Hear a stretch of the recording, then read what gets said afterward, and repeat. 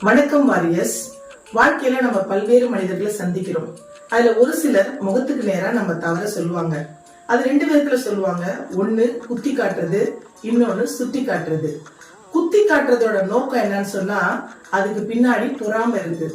நம்மள குத்தி காட்டும் பொழுது நமக்கு பெயின் ஆகும். அப்படி பெயின் ஆகும்போது நம்ம வேற எந்த காரியத்தையும் கான்சென்ட்ரேட் பண்ண முடியாது. நம்ம முன்னேற்றத்தை தடுக்கணுங்கிற நோக்கத்துல நம்ம மேல இருக்கிற பொறாமையின் வெளிப்பாடுதான் குத்தி காட்டுறது. அப்படி குத்தி காட்டுறவங்க சொல்ற எந்த காரியத்தையும் காதுல வாங்கக்கூடாது. அடுத்தது அவங்க கிட்டவே இருக்கக்கூடாது, அவங்களை தள்ளி வைக்கணும். ரெண்டாவது சிலர் எப்படி பண்ணுவாங்கன்னா சுட்டி காட்டுவாங்க.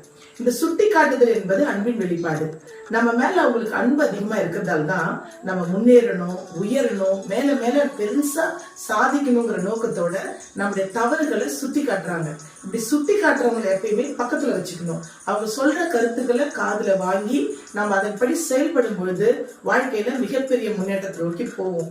குத்தி காட்டுறதுக்கும் சுட்டி காட்டுறதுக்கும் நிறைய வேறுபாடு இருக்கு. யாரு நம்மள குத்தி காட்டுறாங்க, யாரு நம்மள சுட்டி காட்டுறாங்கன்றத சரியா புரிஞ்சுக்கிட்டோம்னா நம்ம வாழ்க்கையில முன்னேற்றத்தை நோக்கி நம்ம பிரயாணிக்கலாம். God bless you all.